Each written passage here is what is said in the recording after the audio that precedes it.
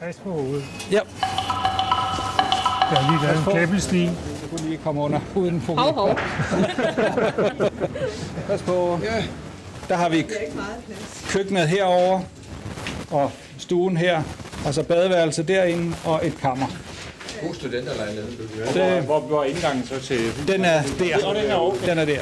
Og her har vi så skorstensmassivet, som man ikke har meget nytte af, i hvert fald herinde.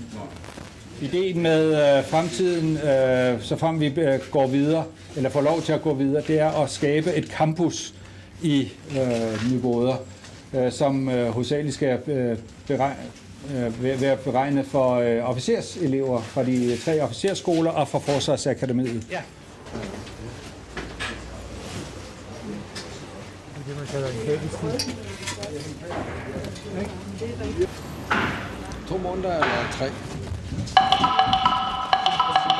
Her har vi et stort ventilationsanlæg, som hele tiden tvangsventilerer bygningerne, sådan så vi kan få fugten ud af Nyboder. Det helt store problem, det er fugten. Det har det altid været. Der blev målt fugt op i 2 meters højde i væggene, også i de indvendige vægge og i skorstensmassivet. Og de har et eller andet fancy apparat, der er sådan et atomdrevet apparat, der kan gå 30 cm ind i murværket og måle antallet af brintatomer i vand. Og så tæller den brintatomerne, og så finder den ud af, om de forsvinder, eller der kommer flere af dem. Og de forsvinder til alt held. Det har vi kunne se allerede under byggeriet. Der er ikke noget fugt i den mere. Der sker jo ikke mere. Så hvis bare vi sørger for, at der ikke kommer fugt til mere, så sker der jo ikke mere. Nå, jeg kunne det.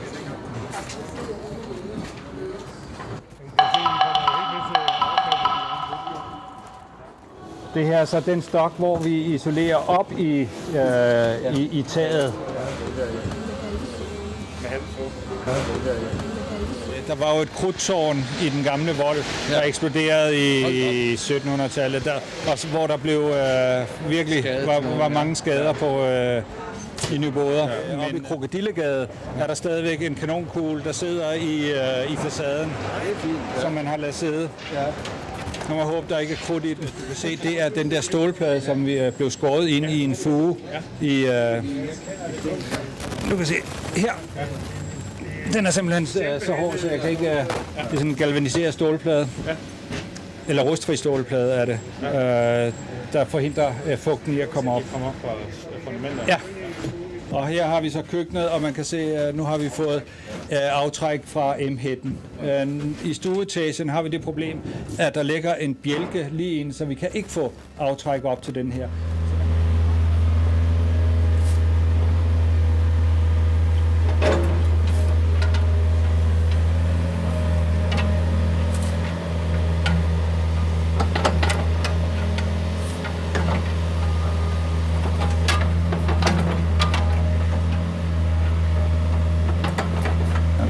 Udvendigt, det er hoveddør mod gaden. Sådan ser den ud udvendigt. Så har vi her, ikke? Der har vi den her vandrette inddeling, der er tegnet. Den er de kede af. Og vi er nødt til at have lidt isolering i, bare lige til at bryde det. Den nye dør ser sådan her ud. Så den er identisk på de 2 sider. Og så er der lagt et rammestykke ind her, og et rammestykke ind her. Men hvorfor kan man ikke komme lidt isolering i? Det kan man også godt, hvis det er et, det synes jeg, man skal gøre. Hvis det fortsat er et ønske. Det er det. Det er sådan, at der er bragt en Monnier-tagsten på banen som håndstrøgen. Men det er ikke en håndstrøget sten. Hvis man kigger grundigt på den, så kan man se, at den har været igennem en maskine. Og mens den var våd, så er den blevet dyppet i sand. Det er ikke den der? Det er ikke den der. En eksisterende, selvfølgelig, håndstrøget sten. Og der kan man tydeligt, det er man ikke i tvivl om, det er en håndstrøget.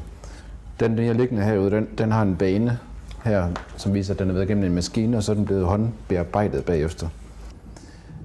Så man kan se, at det, som er naturligt i 1700-tallet, er det en luksusvare i dag. Og så siger jeg, at en håndstrøget sten, er det sådan, er det ved at være for eksklusivt? Nu ligger der en prøve derude, vi skal ud og se bagefter. Så det er blot et lille fagligt input.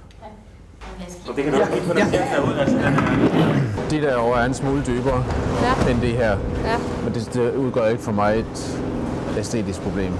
Det er ikke et æstetisk nej, altså jeg kan meget godt lide. Jeg synes for mig, at det er nærmest en holdningssag. Hvad er forskellen? Er det den med løsning. Ja. Det der, det er falkenløvesten. Den der lyse. Ja, jeg skal lige prøve at se den her nede. Ja.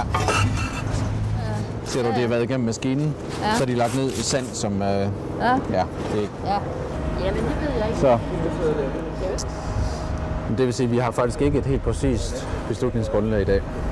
Nej, det synes jeg ikke. Altså, det synes jeg virkelig ikke. Jeg synes, for... Nej.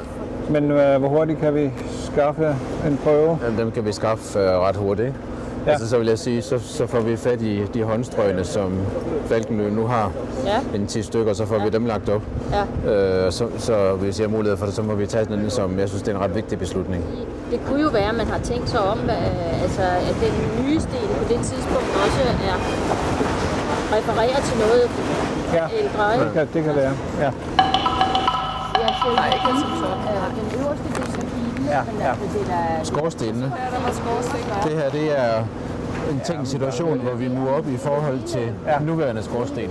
Her har vi en, hvor vi murer 2 skifte i basen, og så at sige forhøjer resten af skaftet og toppen. Herfra. Ja, vi kan se den her på, ikke? Ja. I virkeligheden så går det på, at vi så vil tage en halv sten ud af de 2 nederste, skifte muren en hel sten ind, forhøje basen, og så forhøje skaftet og toppen tilsvarende. Fordi så er vi godt fri af det, som kan gå hen og blive et smertenspunkt.